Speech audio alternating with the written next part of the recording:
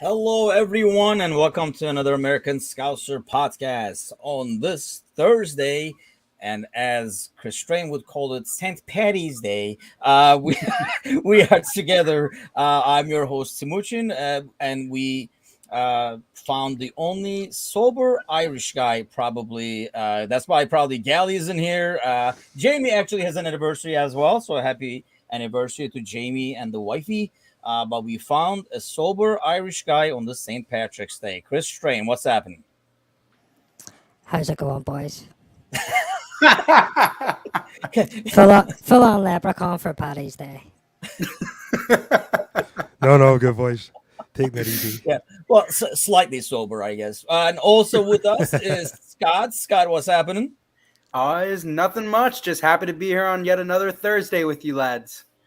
Yeah, man, I know as I was watching the game yesterday, I was hoping for a happy podcast, and happy podcast it is. It is down to 1 point in the league. We win what I considered actually, like when I was looking at the schedule, one of our toughest games left, especially with an informed Arsenal. And I know we normally have our way with Arsenal, but they've been playing a lot better. I mean, even yesterday, you could kind of tell that Arteta is doing some stuff right over there, and they have a lot of talent as the young core gets better and better. I think if with a couple of pieces, they're going to be even a better team next year, especially and looks like they might make it to the Champions League and stuff. We'll talk a little bit about that, and then we'll look towards the weekend. I also wanted to cover, honestly, most of the talking points to me were based on what Klopp was saying after the game. So I want to kind of like go and touch up on a lot of that stuff. But let's start with the game.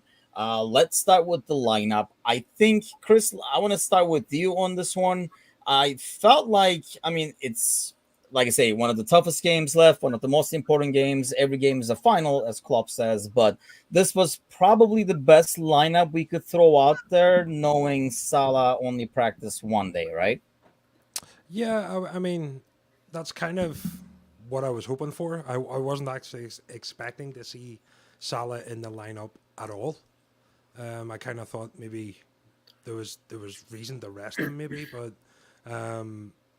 yeah, I mean, I was kind of happy with that lineup. My only hope was that Mane would be on the right hand side. Yeah, which was weird because NBC apparently couldn't figure that out because when they put the lineup, Mane was on the left. But what do you make of that lineup there, Scott? Yeah, I was pleased with it. I was pleased because I think that a lot of the lead up to this game was, will Salah be fit, and will he be able to play? And I think there was two answers to that. Yes, he was fit and able to play, and Klopp trusted the rest of his squad to be able to not play him for a full match and trust the other forwards to get the job done. And we'll get more into the match later on, obviously, but I was very pleased to see the fact that we were able to start key players and, as a fan base, feel confident in the team, even though Salah was not in that starting 11. Yeah, I mean, that was like one of the things, right? Like you look at the lineup, you're like, that's a pretty solid lineup. And then, you're ahead and you're putting subs in. I mean, we've come a long way when you had a really strong 11 out there and off the bench comes Mo and Bobby, which, like a year or two ago would be like a what? Like, it would be like a dream to have those guys actually be able to come off the bench and have the lead against Arsenal. But the first half, obviously not as good. The first couple of minutes started like ridiculous, but like once Arsenal settled down, especially like with the wings and Saka and Martinelli, they kind of gave us a tough time. The first half was, I would literally give it, I mean, if it's like a boxing match, I would probably give the edge to Arsenal overall. Even though at the end, when you looked at the numbers, like possession and all that kind of stuff, like you looked at the stats at halftime, it looked pretty darn even, but I would have probably given the edge to Arsenal overall. Why do you think, Chris, it turned out that way in the first half?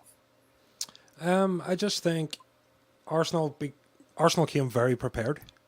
They did their homework. They blocked off those little channels that we like to pass into. We just weren't up to speed. We weren't moving the ball quick enough. And then when we did get up into the, that final third and trying to get that ball in, the amount of times that Henderson or Trent had the opportunity to whip that first ball in and opted to stop and play the pass. And then by the time that pass came in, there was 8-9 Arsenal players in the box. So yeah, they were super organized. They were hitting us on the break. They were doing a good job of that. And yeah, I mean, Arsenal have been quietly putting a decent season together. I've said that for a while now, and they're just sneaking up there under the radar, and they could actually steal third place from Chelsea. Yeah. They're in with a shout. So yeah, I mean that's an organised team, and with the right sort of players, maybe some more help in the defence and a bit more beef in the midfield to help out sort of party on that. I think they'll be a decent team next year. But yeah, it's kind of what I expected. I expected us to play a bit better, but obviously the second half you saw what happened, and the rest is history.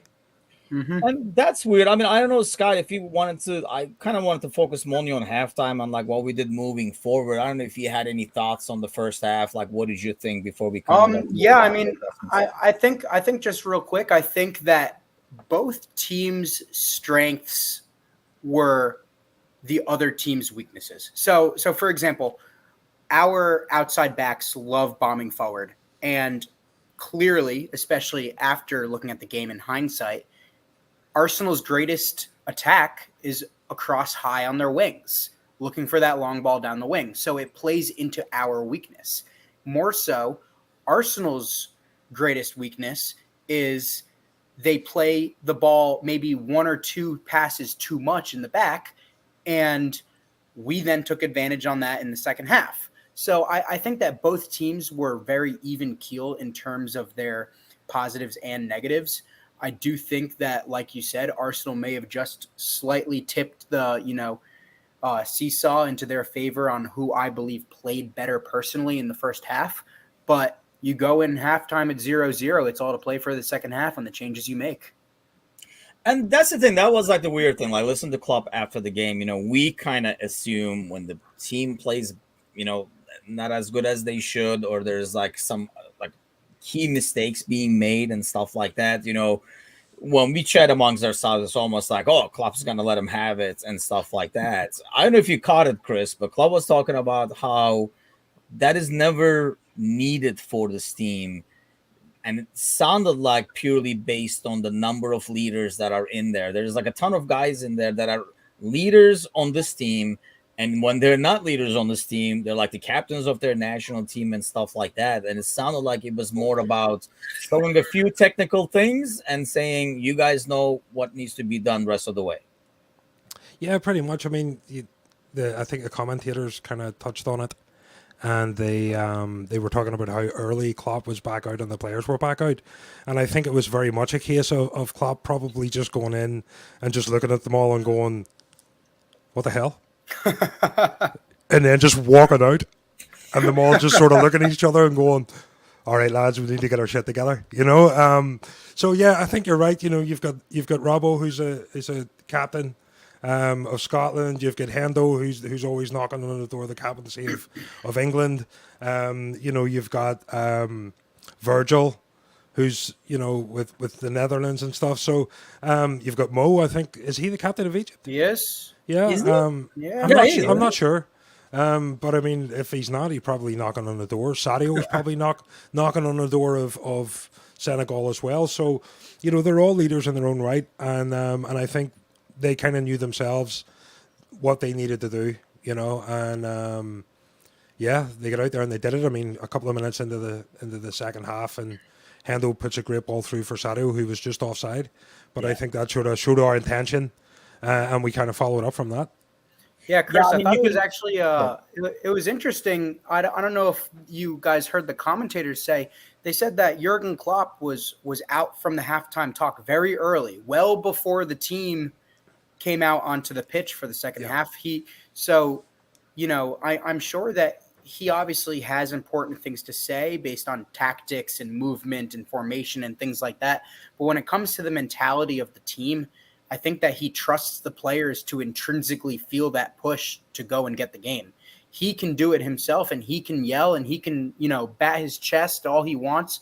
But at the end of the day, it's the players that are there to play, and they need to take it from their own heart and their own mentality to get the job done.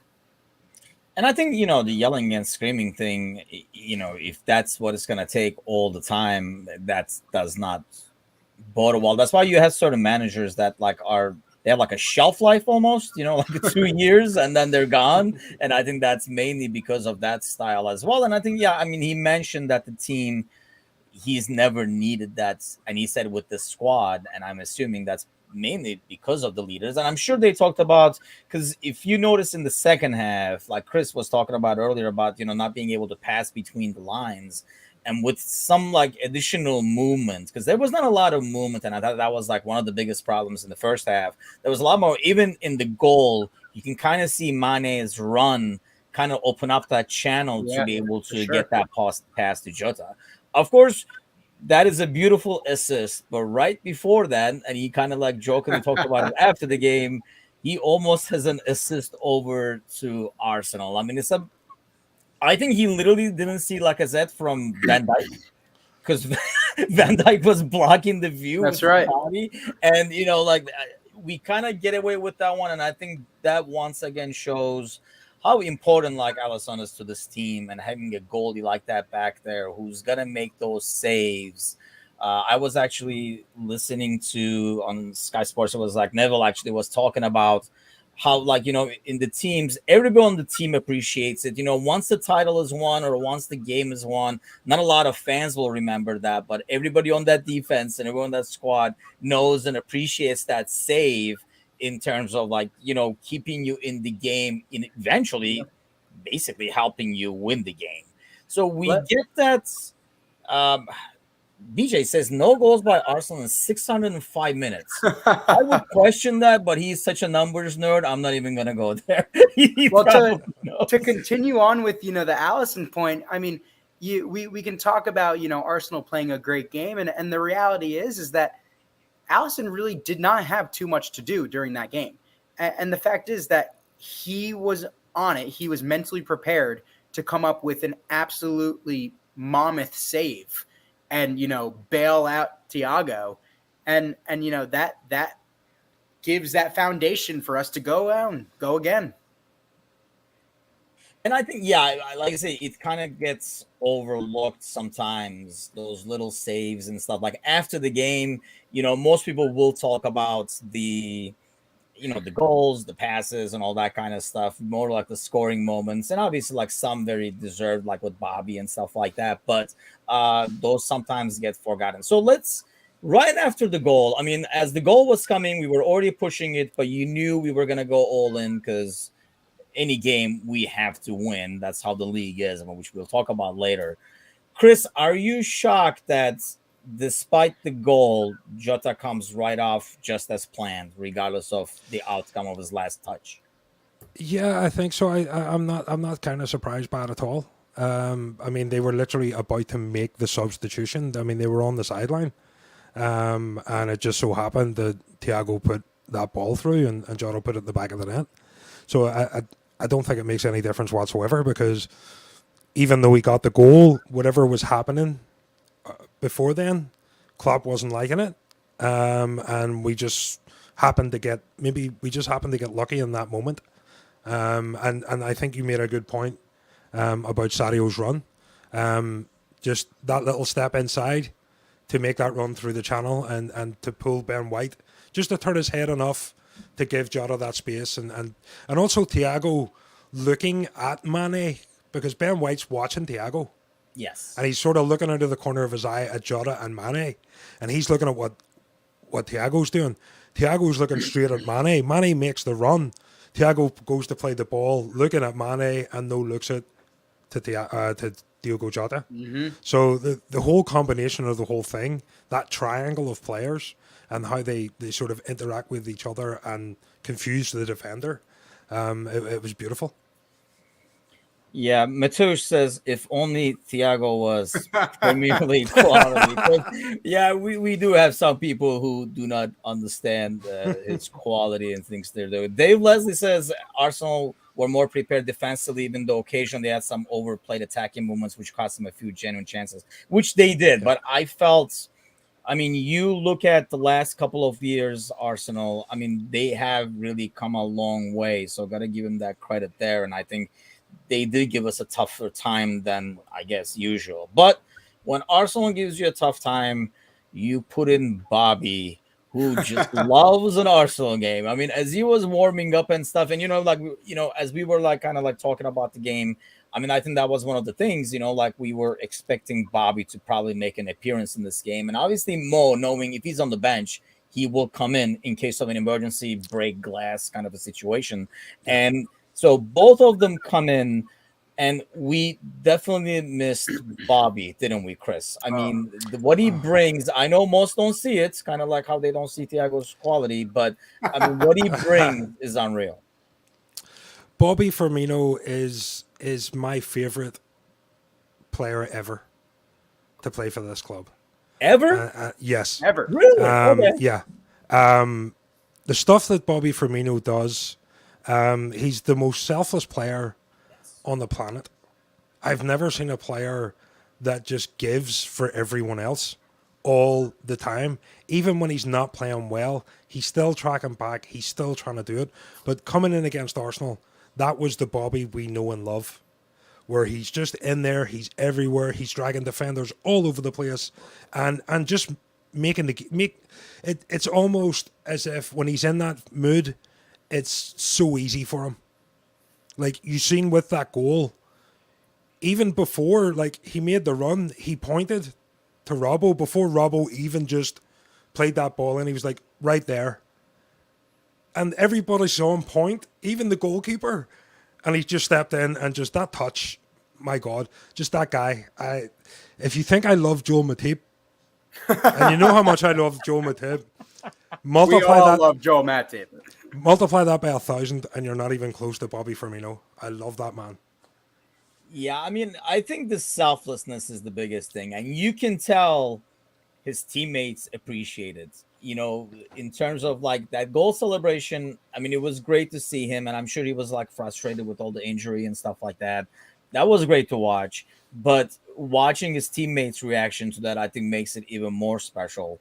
So I guess here's the tricky question here. Oh, can I just jump in quickly? Shoot. I just want to talk about something.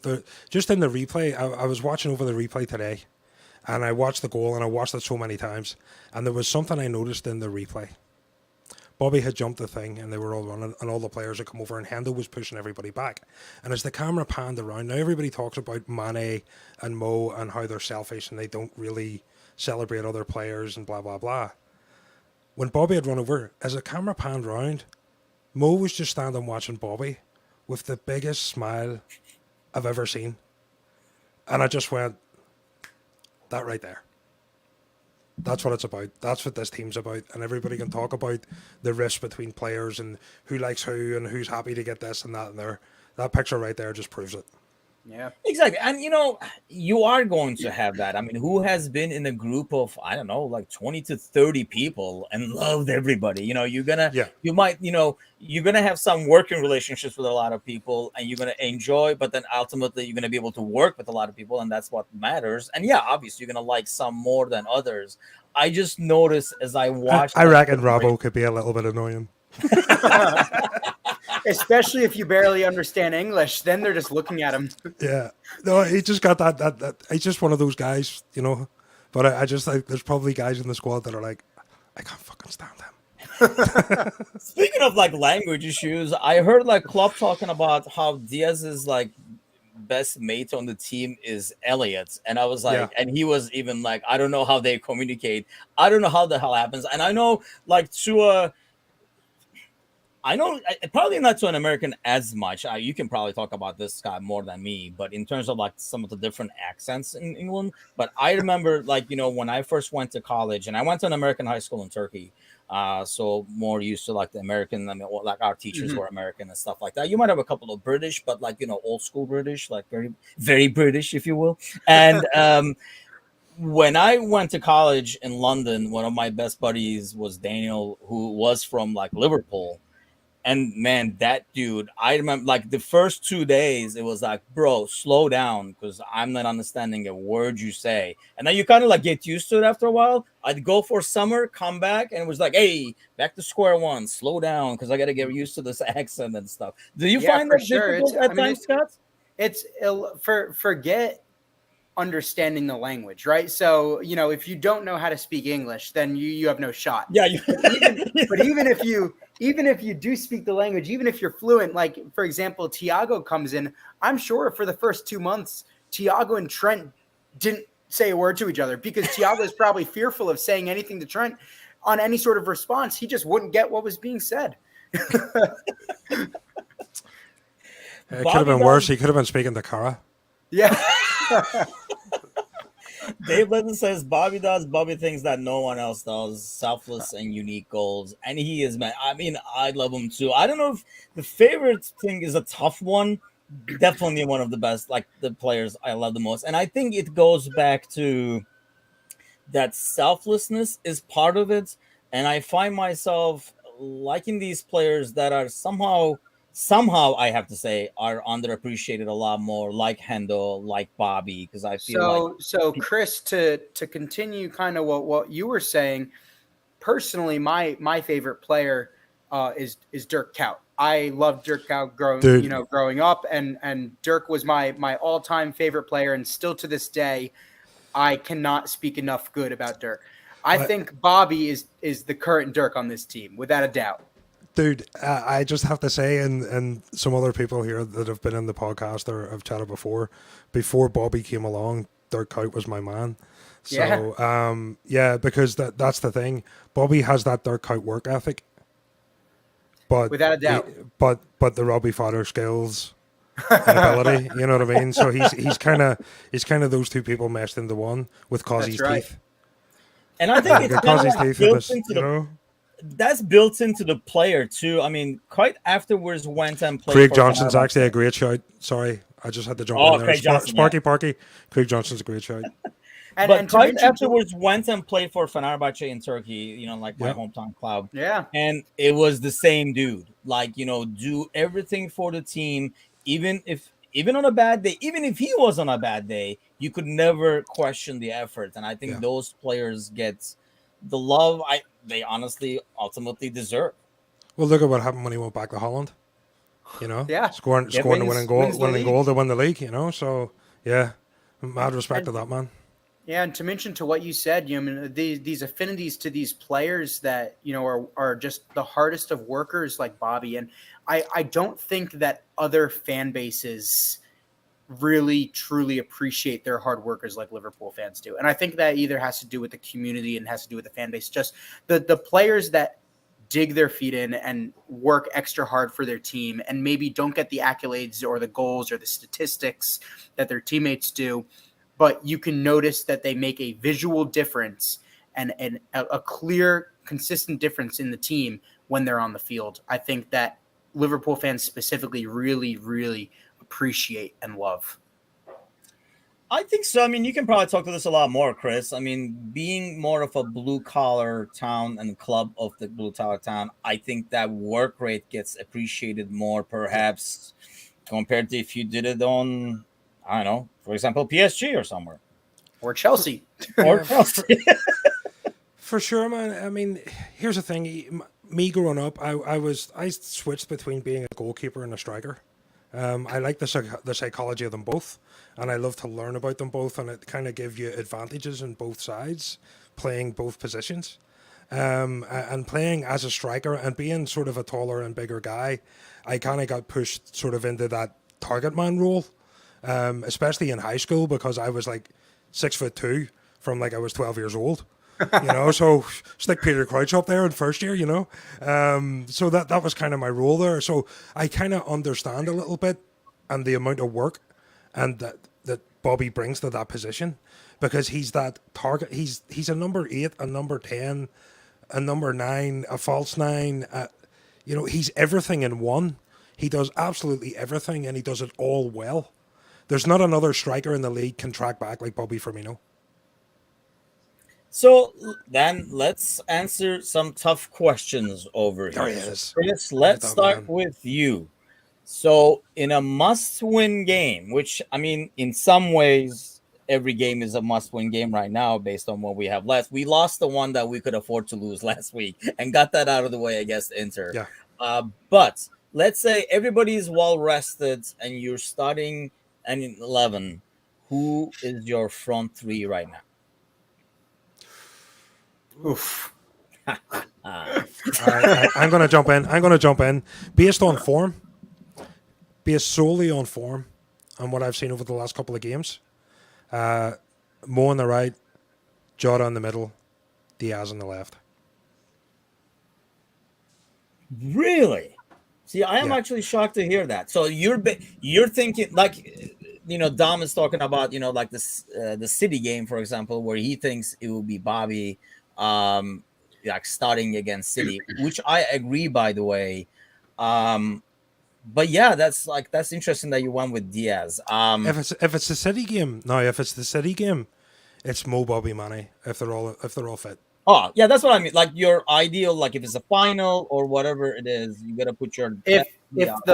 if the Champions League final is tomorrow and everybody's fit, everybody's rested, raring to go, I do Mo, Bobby, and Mane. And the reason is the consistency that they have playing with each other, tried and trusted, and the ability that we've seen for Diogo and Diaz to come in and truly make a difference. I really do think that the original front three is still the best front three. Personally, maybe I'm biased, but I love them. And that's so what much. I was gonna ask. Is that bias because more familiarity? Right, and maybe we just have an affinity to them, and we've become so used to their dominance. But clearly, it has worked in the past, and you can't say that any of the three have, depreciated in their skill set or their work rate, one or the other. I think that all three players are running just as much each game as they were, in the 17-18 season when they all scored a boatload of goals. Yeah, I have to agree with Bickler on the Bobby strengthening the midfield in the way Jota can't. But Bobby's just coming back. Yes, he looked good there against Arsenal for about 20 minutes. Let's give him a couple of games. I'm sure he's probably going to start against Forest and absolutely annihilate those boys. So yeah, I mean, again, if it's a fit Bobby, he's my first choice for that false nine every single time. Yeah, Bickler says Bobby strengthens the midfield in a way Jota can't. Jota leads the front line with energy off the bench in a way Bobby doesn't. And I think that's well put. I hate to agree with Bickler, but he is right on that one, where I think if you're picking somebody to bring something new, I know this game doesn't show that because Bobby came in off the bench and made a huge difference, but I think in general, I think I want Bobby out there first to be able to just toy with those center backs and pull them all over the place, if nothing else, because I think that's enough usually to create space. And I think familiarity might go for us, like we were saying with Scott, but I think that also goes with those three as well. The interplay, the way they move off of each other and stuff like that. Familiarity pays off in that way. I mean, it's been amazing how Diaz been able to fit in, but I think you still can't replace the chemistry of doing it over and over and over again, like together. So the goal comes through, and I think it was kind of like cruise control. I was able to lean back and all that kind of stuff. Stitch got the snag, so it was kind of like happy sailing rest of the way. I know they had that chance to make it 2-1, but it felt like we kind of controlled it. So a couple of things I want to talk about. One of them was with this front three. The other one was obviously Trent. Because Klopp, I mean, he was asked, I think he was asked, but I don't know if he offered it himself, but if anybody says Trent cannot defend, they should come to me. I'll knock them down. So I definitely don't want to take Klopp on. Do you want to take Klopp on, Chris? I mean, what do you rank him at? I mean, he was left on an island at times with Martinelli, and he did struggle at those times. Whenever he did have Hendo, I thought they worked it well. And that was probably one of the things. I don't know if that was one of the things that Hendo was getting yelled at in the first half because he wasn't tracking back enough to assist Trent, but where do you put him in terms of like defensive? Here's the thing: we all know that Trent isn't the greatest defensively. Okay, what he is getting better at, and it's a similar thing that Carragher used to have. He never had the size and he never had the speed, but he was very good positionally. And, because Trent likes to bomb forward, there's always maybe somebody like Hendo or Fabinho dropping back into that space. And I think what's happening with those guys dropping into that space, it's teaching Trent that's the space he needs to be in. But anybody that's giving him hassle about that performance against Arsenal, do me a favour. Go back and watch Arsenal's games where Martinelli's played on the left-hand side and show me a right back in the league that's been able to handle Martinelli the way that Trent did last night. Yeah. You won't find one. I think because he has them tortured. It wouldn't be fair to judge him on and I thought, apart from a few situations, he did do well overall because, Martinelli has good stuff. But I think the only issue I have with Trent overall when he works defensive, and I talked about it on Monday's pod before, is he almost feels like he baits people to force a pass down the line, but then doesn't intercept it, and it's just like, bro, you were baiting that. You got to be able to cut it off. And I think when he does that is when he gets in trouble because he was baiting it and he couldn't stop it. Now the ball is gone and he's playing catch up. I think that's when he gets in trouble. Otherwise, I think overall, I would not consider him a bad defender by any means. No. I think it just goes overshadowed because he's so good pushing forward. Right, Scott? Yeah, I mean, that's an excellent point. I think that he is so elite going forward that when you see some sort of deficiency in his game, fans will go ahead and point that out as basically any sort of rationale to diminish his status. I think that naturally Liverpool's formation will create those times where he is going to be one-on-one with a winger and running back towards his own net.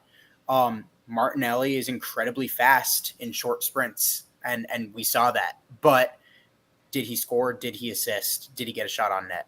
I mean, the fact of the matter is that Trent is up to stuff as a Premier League defender and an elite player going forward. I don't think that people's criticism to say that he is not a good defender as a whole, putting him in the echelon of maybe a Harry Maguire, is complete rubbish. Can I just jump in and just jump in on something there? You just pointed about him being an elite player going forward. We're such an elite team and we win so often. We very rarely lose. So when something goes bad in a game that we win 3-0, we look for it because we don't really have that many bad things. So when one bad thing happens and maybe we give up a goal for the first time in like 7 games, everybody's like, oh my God, panic attack, meltdown. It's like, look, leave the kid alone. He's doing a great job. And we got a clean sheet, so it wasn't even letting up a goal. We let up a goal-scoring opportunity. Yeah, exactly. And I think that's the thing. Dom Smith says, and I think this is a great analogy, actually, Trent is the modern-day Dani Alves. Can't remember anyone slating his defending. And I think, I agree. Oh, I did. I did. You did? I did. I slated his defender.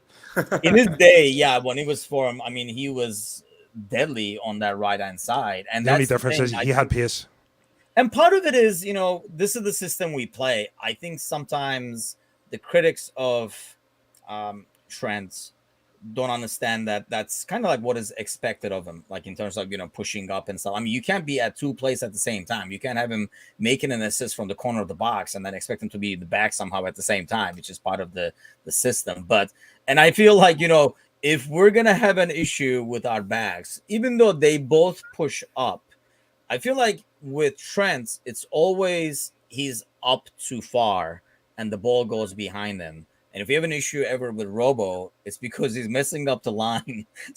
And he's like a bit too far back, messing up the line slightly. And honestly, like there are a lot of times where like he sweeps across and like does like a clearance, which I actually, not this game, because this game he had a couple of really key defensive moves. But sometimes Robo does those defensive plays because he had a leg up, first of all, because he was a step behind everybody else. And, his speed helps kind of like recover his bad positioning. But so why do you think the criticism then? Is it just nitpicking, like you were saying, Chris? Or is it just fans? Or is it like mostly English fans trying to kind of like nitpick something? It's just people nitpicking, and I think the English media as well, when it comes to the England team, they do this whole comparison thing. Who's the better right back? Is it Reece James? Is it him? Is it somebody else? Who is it? And here's the thing. I think as far as defensively, Wan-Bissaka and Reece James are probably just slightly better than Trent, but Trent gives you so much going forward that it completely eclipses what they can bring. And his ability going forward is much, as Bickler said, it much outweighs the deficiencies that he has defensively. And I would have him on that right-hand side of any team ahead of any of those players, because especially when you have a player, especially if we talk about England, and I hate England and I don't want to do this, but I have to say it, when you have players like Harry Kane, that type of striker that thrives off the type of ball that Trent Alexander puts into the box, can you imagine the amount of goals that Kane could be scoring for England? Those balls in behind for Vardy coming off the bench if he wasn't retired, or any of the other strikers like with Sancho and Sterling and that, the ability that he has with that right foot and his left foot. His left foot is better than Reece James's right foot. You know what I mean? I think it's nitpicking. I think everybody's always looking for a negative. It's just the way it is. I like to look at the positives, and all those people can stick it up their arse. So, I mean, the ball he put through to Mane in basically the last second of the first half, and he had like a similar one right before. I mean, that is just like unreal. So, having said that, Scott, now do you foresee ever him pushing up to midfield? Or some of these passes that comes from him is because of his positioning. Whereas, I mean, I personally think he would not be as effective with that kind of passing as a midfielder. His positioning and being able to kind of like take that space that's in front of him kind of benefits it. So a lot of talk always has been, oh, he was a midfielder, he'll go back to midfield and stuff like that. But I feel like he would not be as effective despite his passing and vision as a midfielder. I personally think that Trent has everything to be a fantastic midfielder. But we have a formation currently on both the quality of players around him and the style that we play that lets him flourish in the right back position. And I think that if we were to ever backtrack on our style of play in 5, 6, 8 years from now, could we see him transition to a different player when he's maybe older, in age and stuff like that? Sure. But the fact of the matter is we have a formation that lets him be the best right back in the world. There's no reason to switch him. There's no reason to change because if we have the ability to have a Hendo or a Fabinho, these players track back and help him in defensive situations and have the most elite outside back going forward, then by all means, there's no reason to switch that. Exactly. There's a whole big sort of culmination of reasons. Sparky made a great point there. He's like a false midfielder. And it's similarly in the way Bobby falls back and becomes this extra midfielder. Trent pushes in and becomes the extra midfielder. Now, if you look at where he whips those balls in from diagonally and from the right, when you watch other teams, that's usually a midfielder doing that. Mm-hmm. Yes. And when the ball comes out, there's one less man in midfield to win that second ball. So all of these things, and the big thing we're about is recycling the ball, winning the second one and getting back there quickly. Trent allows us to do that because we have that extra man in the midfield to win that second ball when that cross comes in. So there's so many different things and reasons why, and there's no reason for him to be moved up there and to play Hendo's. I mean, if Hendo moved on, he could very, very, very easily play that role, that Hendo plays. But then we'd lose so much from that right back position. Yes. And I think that's the thing. It's just like if ain't broke kind of a deal. But yeah, I really think he flourishes in that role because of the system, like Scott was saying, and it's kind of like has to be. So we are now a point behind, and you sent this to me earlier, Chris, so we can kind of like talk about it. So since the start of like 18-19 season, the number of points, we are right behind Pep. 334 to 335, and it's like an amazing run. I saw like a conversation in one of the groups yesterday, and we were actually talking about this during the game with my wife yesterday, where it's just amazing where we're in a league right now where you cannot afford to even draw. Like, you have to win every game from the beginning of the season. I mean, I'm old enough to remember days where an away draw was not too shabby. Yeah. But now, Chris, that has gone. No. Well, here's the thing. Away draws at the top of the table, unless you're playing the other six, one of the top six, then away draws are a death sentence. If you look at the seasons where we were just so close, the things that beat us were those away draws, those 0-0 draws away. That nightmare season of Rodgers that took us to second place, it was the draws that beat us. Those away draws, that Crystal Palace match. And you're giving me flashbacks. I was gonna say, that was dude, let's not go there. Everybody knows the story about my honeymoon. So yeah. But that's what I'm saying. It's those things that they make the difference. And yeah, I just think the momentum is with us. And the way things are going, I mean, we both play relegation fodder at the weekend here. I would much rather be playing Watford, who are a much more open, wide team, than hardcore Burnley, who will just come and kick lumps out of you. I'm kind of happy they're playing City right just before we play them. So hopefully, Sean Dyche does his thing and his players, play their game, and it's the Royal Rumble. There's a couple of clotheslines and elbows from the top rope. Yeah, like the top form of douche over there is. I'm actually pretty hopeful from that game. Dom Smith, we've found another person as old as I am apparently, but it says Smooch away draw was fine. It was 2 points for win. I remember those days too. I think that was like the best thing about the 3-point thing, because you couldn't have people just like settle for the draws, and that's why I really like the whole 3-point system when it changed. Some people are like, what are you talking about? Yeah, it changed, people. It used to be 2. Shut up, Scott. But anyway, but even then, though, like ever since it's changed, before the City and our craze started, I mean, you could win the league. Look at the points that you used to take to win the league. Those are gone now. Like, we're talking 90s all the freaking time as a constant. That was like a crazy, legendary year before. And so does that make winning even more special, Scott, or does it bug you that if City didn't have all this shake money, Liverpool would be a dynasty right now in these last 4 or 5 years, winning everything? Right. In the the early 2000s, I think that Arsenal and United made their seasons on draws and last minute pickup points just here or there, and their totals at the end to win leagues were underwhelming compared to what Manchester City and Liverpool are putting up now. And because of that, I mean, this sort of race to perfection is exhausting, I think, for both players and fans. I personally just get angry thinking about the fact that we lost the league by 1 point to City after getting over 90 points. It's unheard of, right? It's absolutely unheard of to make those points. And now that's the standard.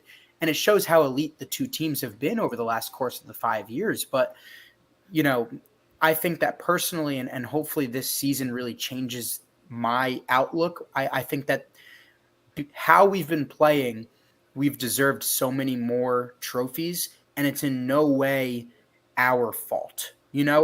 We've been playing how I expect teams to be playing, and by no means can a team be perfect every game. And I don't think Liverpool fans expect that.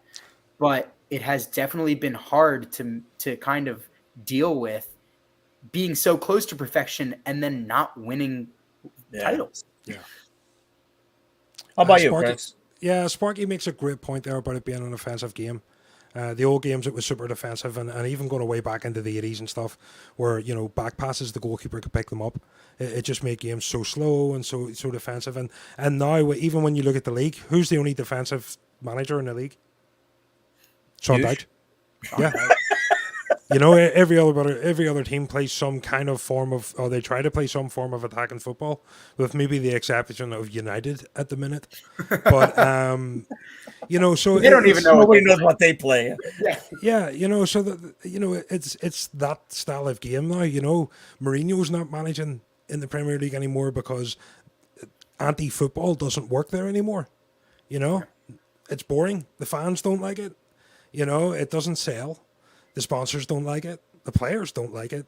You know, so you know, we move on, and everything has to evolve, and it is becoming that way where it's just boom, boom, boom, boom, boom, attack, attack, attack, attack, attack. You know, and I think we're intrinsic in that. And if you look at our team, when you look at Robertson and Trent being like the top assisters in the league, and they're defenders, that's just proof of that. You know, so yeah. Long may I continue, I say.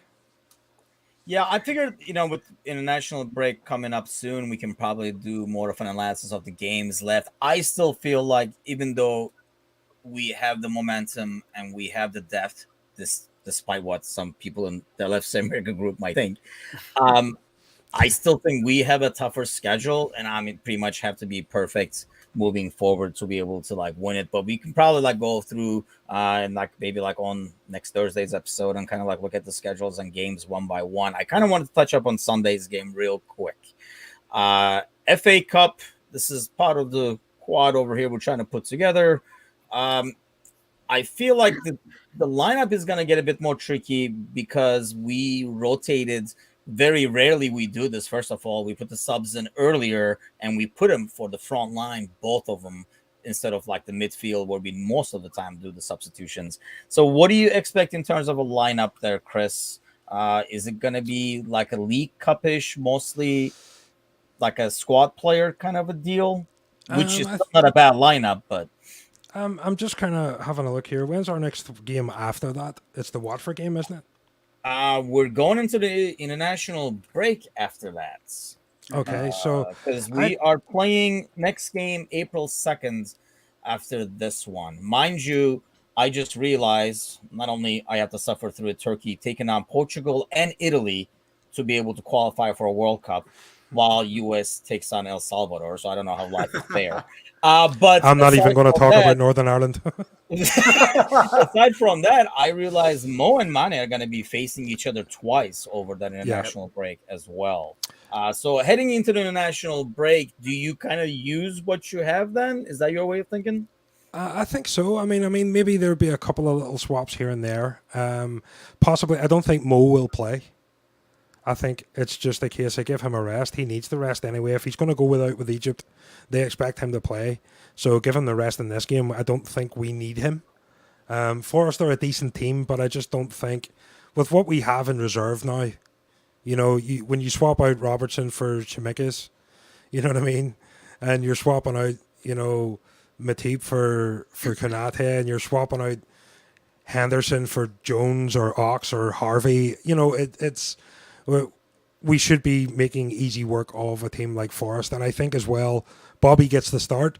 And I think he will be intrinsic in this win because I don't think they'll have been up against a player like that before. And he's very hard to prepare for. And those defenders are going to be like, where did he go? Yeah, that's a good point. A guy like Bobby is going to be very tricky to deal with compared to, you know, what they're used to dealing with in like championship. Yeah. How about you, Scott? What kind of a lineup are you expecting? That was, first of all, a fantastic point. I think a player that matches both, you know, the physical fitness that, you know, Bobby puts out. I don't know if you guys saw, there was a stat running around that of the top six, Bobby has ran the most kilometers per 90 minutes of any player in the top six. And, you know, it's a testament to both his physical abilities, but also his brains and just the the mental aptitude that he has. I think in terms of a team, I wouldn't be opposed to quite a few changes, but by no means do I think that makes us a worse team. I think that players, like you said, for Konate coming in for Matip or Tsimikas coming in for Robo, Jones going from not being on the bench to starting lineup as he's done every other game in the last month, is something that is a testament to this team and this depth. I think that we will see quite a few changes. I do like the shout of Mo getting a deserved rest, but still that puts a front three of, say, Mane, Bobby, and Diaz, right? Or, Diaz, Bobby, and give Taki, and it's a cup, so Taki gets his. Bickler's favorite Divock. You don't want Divock out there? Taki Minamino.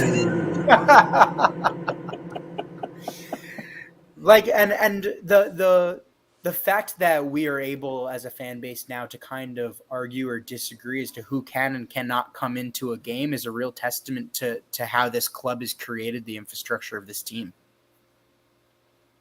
So score predictions. You guys know me. Anybody who listens to the podcast know me that I worry as a lifestyle. I mean, the only concern I would have on a game like this is the fact that when we make too many changes, sometimes there is some like disconnect that can kind of create issues. But I'm a lot more confident in that depth now and the quality of the depth that I don't think it'll be an issue. What do you have for a score there, Chris? I actually think we're just going to romp them. I have a feeling it's just... See, whenever I do these podcasts with Chris, he's always like, oh, we got this. It's 5-1, 5-0. And then I don't have nails left like as I'm watching the game. So I don't know how that works. No, I mean, well, that's the thing. When you look at that performance against Arsenal, that first half performance, we're going to go out against Forest and we're going to be like, yo, we really need to sort of step this up here. I'm going 5-1 with them going 1-0 up. This is why I like doing the pod with Chris. See, like at least tonight I'll be able to sleep, but then I curse his name throughout the game afterwards. That's a different story. So, Scott, what do you have? So I will give Forest some credit. I do think that they have played incredibly well in the FA Cup specifically. I know that they have a pretty good position in the championship right now, but specifically in the FA Cup coming against some big boys, they did quite well. That being said, the point that they have not experienced playing a team of the caliber of Liverpool is definitely something to be said. And I do think that we will win comfortable, even with, making several changes. I will say that I wouldn't be surprised if Forest get a goal. I will say that just with changes at the back and, if we bring in a Gomez, that is, or, Tsimikas, we may just have some disconnect that we saw when switching out an entire back line. But I'm going to go for a big 4-1. Well, that's why I said about the first goal. I think they're going to be up for it. They're playing technically, the best or arguably the best team in the world right now. Mm-hmm. And they're going to come out and they're going to be like, okay, this is going to be like it was back in the 80s and the 70s and 80s when it was Forest and Liverpool and they were the two best teams in Europe. And they're going to be right up for it. But I think our intensity and the speed that we play, there's very few teams in the world that can keep up with us. And I think a championship team coming into this after the long season they've had and they're going to continue to have, they're going to struggle. And I think they might look good and they might have you nervous for about 45 minutes, Tim. But I think as we get past the hour mark, they'll start to fade and we'll just start to pick them apart. Oh, so I'm still stressing the first hour out. Okay. Sparky says 2-1, so he really wants me to stress. I feel I'm going to go with 4-1, which is very unlike me, I'm going to have to say. But that's what I'm talking about. Hold on. Can we just stop a wee second here? Can we just stop? Timuchin, 4-1? Really? I'm going with. You're being optimistic for a change. Hey man, it must be something in the water.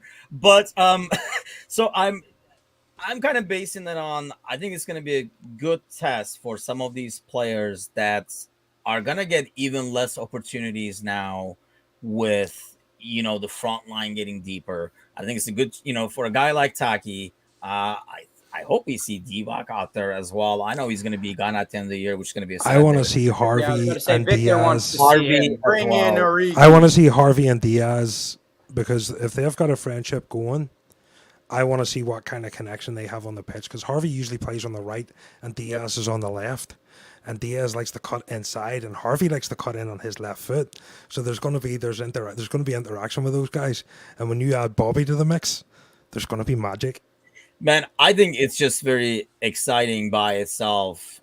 And Great shout. despite all those who bitch Great about shout. squad depth, like, the players we're talking now, like I say, that was like a first thought, but I was like, wait, what is going on? It's like the 60th or 65th minutes, and we're trotting up Bobby and Mo. And if you're a defense facing this team and, like running around all over the place, and those are your rewards coming in off the bench for the last 20, 30 minutes, yeah, it's kind of like a deadly ordeal. But yeah, I'll go with 4-1. What the hell? It's Thursday. Let's do it. That's what I'm talking about. So hopefully Monday we'll be back with the regular crew talking about that 4-1 win. Maybe we'll keep it clean sheet, but I think Scott makes a good point with so many 5. changes. I can see something. And if it is 5, I'm going to bring you on definitely as a guest speaker on Monday just to make predictions for like the national games or something like that. So, Maybe the lottery numbers. How about that? or so, yeah, I'll just come in and go, Gentlemen, thanks a lot. And all those listening, commenting, thanks as always. Do the liking, Cheers to it, sharing, Chin. and all that kind of stuff. Scott is out of wine anyway, so we got to wrap it up over I'm here. gonna need we can more. go open up another bottle. Thanks, everybody, and see you guys Monday. Take See you care. later, Reds.